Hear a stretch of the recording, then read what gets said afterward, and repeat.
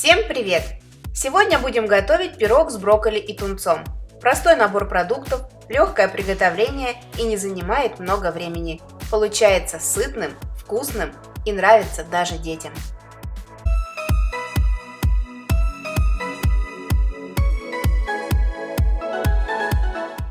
Для приготовления этого пирога брокколи необходимо отварить. Я делаю это таким образом. Кладу его в слегка подсоленную кипящую воду и заранее на соцветия не разрезаю, так намного удобнее. Варю брокколи 2 минуты на умеренном огне.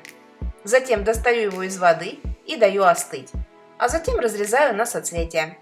В готовом варианте у вас должно получиться 300 грамм брокколи. Пока отставляем его в сторону и подготавливаем остальные ингредиенты.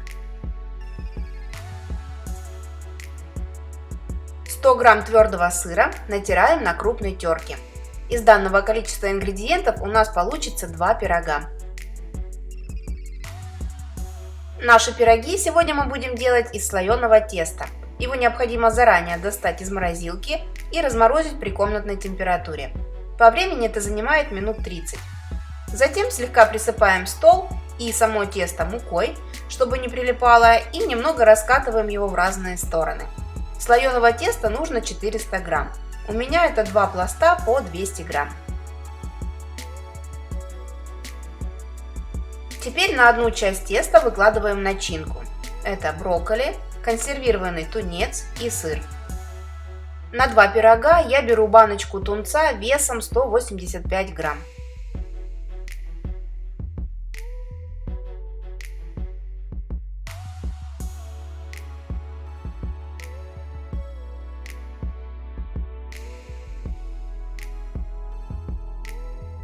Начинку распределяем равномерным слоем, по вкусу подсаливаем и кладем черный молотый перец. Соли много не добавляйте, так как и тунец, и сыр у нас соленые.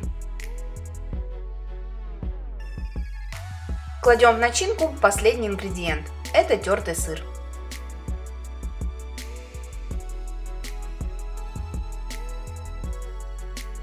Далее берем одно яйцо, размешиваем его до однородности и с помощью силиконовой кисточки промазываем края теста.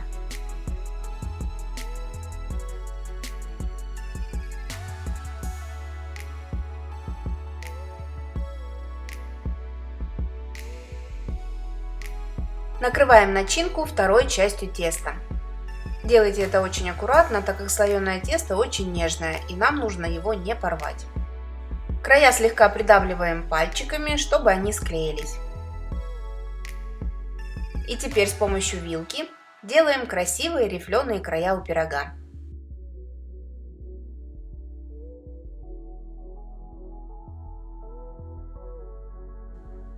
Также в центре с помощью ножа делаем крестообразный надрез, чтобы выходил пар и пирог не потрескался во время выпечки. Перекладываем наши красивые пироги на противень, застеленный пергаментной бумагой.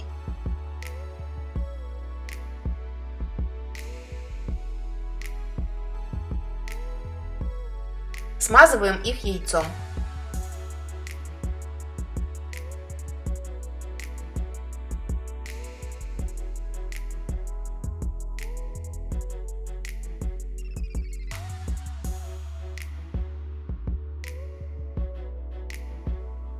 Сверху пироги присыпаем жареным кунжутом.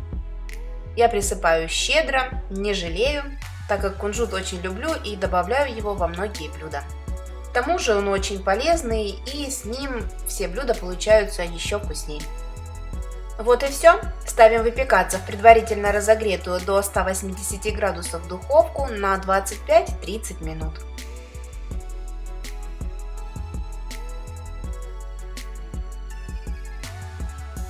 Очень ароматные и вкусные пироги готовы.